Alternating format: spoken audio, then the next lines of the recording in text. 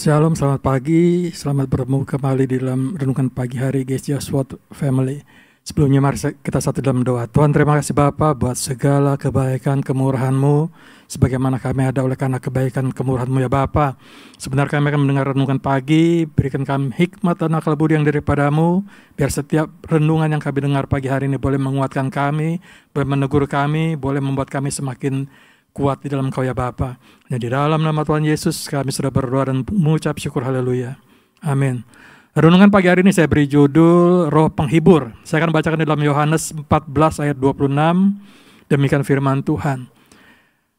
Tetapi penghibur yaitu Roh Kudus yang akan diutus oleh Bapa dalam namaku, dialah yang akan mengajarkan segala sesuatu kepadamu dan akan memperingatkan kamu akan semua yang telah kukatakan kepadamu. Roh Kudus, kita tahu bahwa Roh Kudus itu turun setelah Tuhan Yesus naik terangkat ke surga. Kenapa Roh Kudus turun? Yang pasti karena kita sebagai manusia butuh orang yang bisa menghibur, orang yang bisa memberikan kekuatan dalam kehidupan kita di dalam menjalani hidup bersama dengan Tuhan.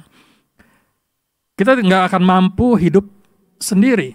Kita nggak akan mampu hidup untuk melaksanakan pekerjaan atau perintah yang Tuhan berikan dalam kehidupan kita untuk memberitakan firman. Orang yang memberitakan firman itu nggak mudah.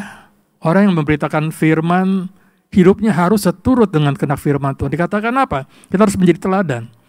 Teladan dari Tuhan Yesus. Menjadi teladan itu nggak mudah, tapi memang itu adalah perintah yang memang harus kita lakukan. Kita sebagai anak Tuhan, ketika kita melakukan sesuatu yang mungkin berat di dalam kehidupan kita, Roh Kudus itu memberikan kita kekuatan. Roh Kudus itu memberikan kita kemampuan. Kenapa Roh Kudus, Roh Penghibur itu harus turun? Yang pertama, dia itu mengajar kita. Mengajar bagaimana kita seharusnya hidup sebagai anak Tuhan. Ketika kita melakukan sesuatu yang mungkin nggak sesuai dengan firman, dia akan mengajarkan kepada kita bagaimana seharusnya kita hidup. Selain dari kita baca firman Tuhan, Roh Kudus itu secara langsung itu mengajar kita. Roh Kudus itu memberikan kita kemampuan untuk mengimplementasikan apa yang sudah kita baca, apa yang sudah kita pelajari dalam firman Tuhan. Dia mengajar kepada kita terus. Jadi semakin hari semakin dalam kita mengenal Tuhan. Yang kedua, dia akan mengingatkan. Ketika kita baca firman, nggak mungkin orang itu bisa mengingat semua firman dalam kehidupannya. Walaupun dia sudah baca berkali-kali, belum tentu dia ingat. Tapi ketika kita menghadapi sesuatu, dia ingatkan suatu firman.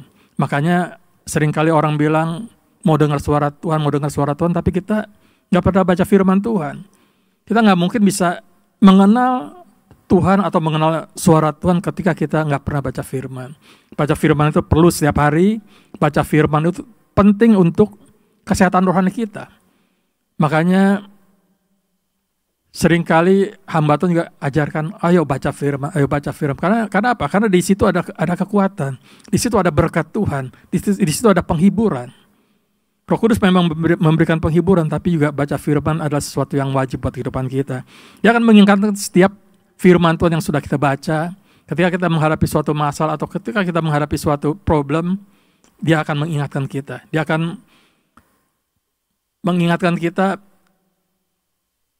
bahwa kita harus terus melakukan yang namanya firman Tuhan itu. Yang ketiga, Roh Kudus itu turun karena dia juga akan menghibur kita. Dia menghibur setiap keseharian kita. Dia ada di dalam setiap langkah kita, di dalam setiap nafas kita, dia akan terus ada. Kenapa? Ketika kita terima Tuhan, otomatis Roh Kudus juga ada dalam kehidupan kita. Ketika Yesus ada di hati kita, Roh Kudus itu juga ada di hati kita. Makanya dia selalu menghibur kita, dia selalu mengingatkan kita bahwa setiap masalah yang kita hadapi, pasti ada jalan keluar.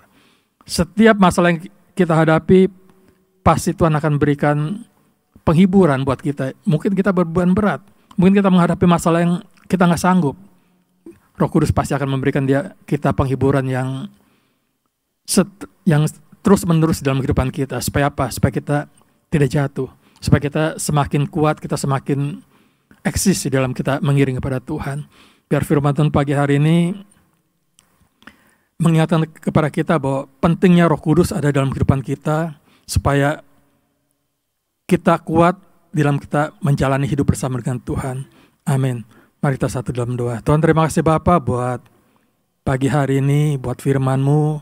Biar kami boleh terus menghidupkan Roh Kudus dalam kehidupan kami, Tuhan. Biar Roh Kudus tetap tinggal dalam kehidupan kami. Biar kami boleh semakin kuat di dalam Kau ya Tuhan. Kami boleh bertumbuh, berakar dan berbuah ya Bapa. Kami boleh menjadi berkat bagi banyak orang. Terima kasih Tuhan. Hanya di dalam nama Tuhan Yesus kami sudah berdoa dan mengucap syukur. Haleluya. Amin. Shalom, selamat pagi. Tuhan Yesus memberkati.